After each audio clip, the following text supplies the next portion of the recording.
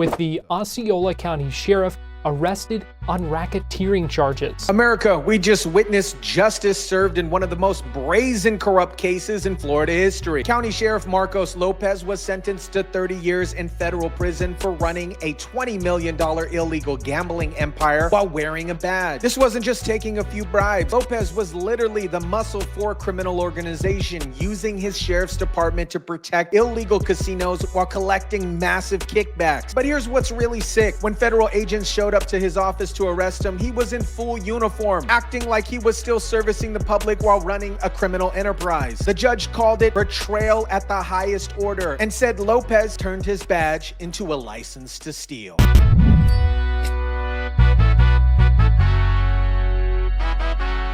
Only 9 investigates Shannon Butler has the sources to bring the big story of the arrest of Osceola County Sheriff Marcos Lopez after years of digging and asking the right questions. Marcos Lopez is in federal custody. And we were the first to show you the moment he was taken into custody in his sheriff's uniform. What is up, guys? Tyson Dela Cruz here. Thank you so much for rocking with me. This story shows exactly what happens when corrupt politicians think their badge will make them untouchable. Well, guess what? Federal prison doesn't care about your title and uniform, homie. Let me break down how this corruption scheme finally came crashing down. Sheriff Marcos Lopez walked into Homeland Security Investigation Office in Orlando thinking he was there for a routine meeting. Instead, federal agents stripped him of his gun and his badge, put him in handcuffs, read him his rights, all while he was in full sheriff's uniform. That black Denali you see right there, he got out of this vehicle just before 10 o'clock. He went into the front door of this building. He was in there about 3 minutes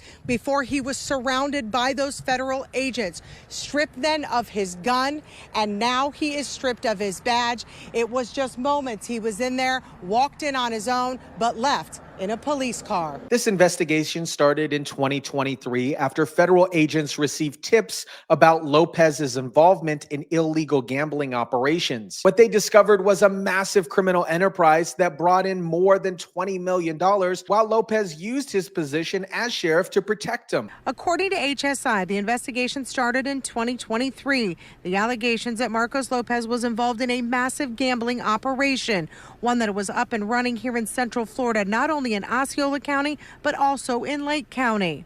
It's also one that brought in more than $20 million. Federal investigators wrote that Sheriff Lopez played a multifaceted role in expanding and protecting his illegal enterprise while using his office to shield the enterprise from law enforcement. This wasn't just corruption, this was using a sheriff's department as a criminal organization. The operation spanned multiple counties, showing the scope of Lopez's criminal network. He wasn't just a corrupt local sheriff, he was running a regional gambling empire while pretending to serve the public. The centerpiece of Lopez's criminal empire was Eclipse Social Club, which promoted itself on TikTok as a casino with fish tables and computer games with daily promotions. But this wasn't some legitimate gaming establishment. This was an illegal gaming house protected by a corrupt sheriff. This club had walls lined with at least 20 video slots and other gaming machines. According to state business records, Sheldon Whitner Holt was the manager and Ying Zhang, also known as Kate, was listed as the operator. But here's where Lopez's corruption becomes clear. He and the other defendants were charged with keeping a gambling house, unlawfully having slot machines, setting up or promoting a lottery. These are serious felony charges that carry heavy prison sentences. According to the state business record, Sheldon Witherholt was the manager of this social club. Ying Zhang, who also goes by Kate, is listed.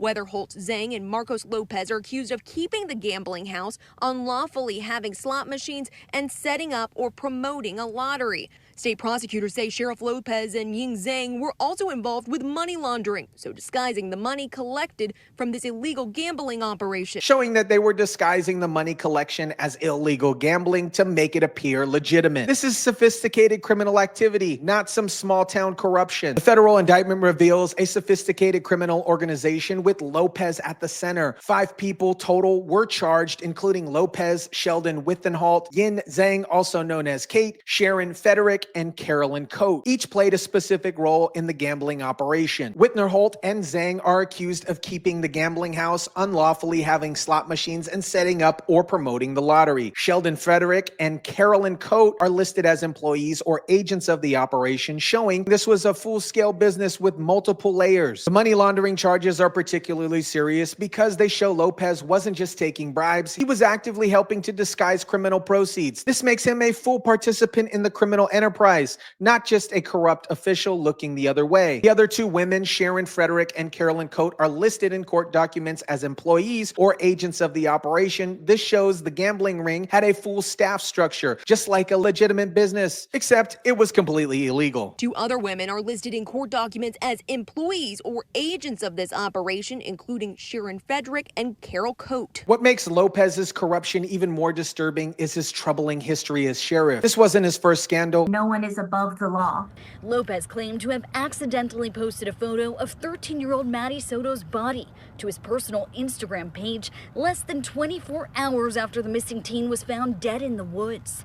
Following FDLE's review of the incident, Lopez was added to the Brady list. The Brady list tracks officers who could be a problem if they testify in court because of bias, misconduct, or dishonest behavior in their past. Accidentally posting a photo of a 13-year-old Maddie Soto's body to his personal Instagram page less than 24 hours after the missing teen was found dead. What kind of sheriff accidentally posts crime scene photos of a dead child? Former law enforcement experts said, "I've never seen where the top law enforcement professionals was on this list." Being on the Brady list essentially means you can't be trusted to testify truthfully in court, a devastating blow to any law enforcement officer. Governor Ron DeSantis immediately suspended Lopez and appointed Chris Blackman as the new sheriff. Blackman is the chief of the Central Division of Florida's Department of Highway Patrol, with a career spanning 3 decades in law enforcement. Blackman started as a trooper in 1990 and worked his way through the ranks as a DUI trooper, sergeant, lieutenant, and captain, all within Troop D, which includes this particular county. When asked how he was doing after taking over for this corrupt sheriff, Blackman simply said, "Things could be better." That's probably the understatement of the year. He inherited a sheriff's department that was essentially used as muscle for a criminal organization. Stability,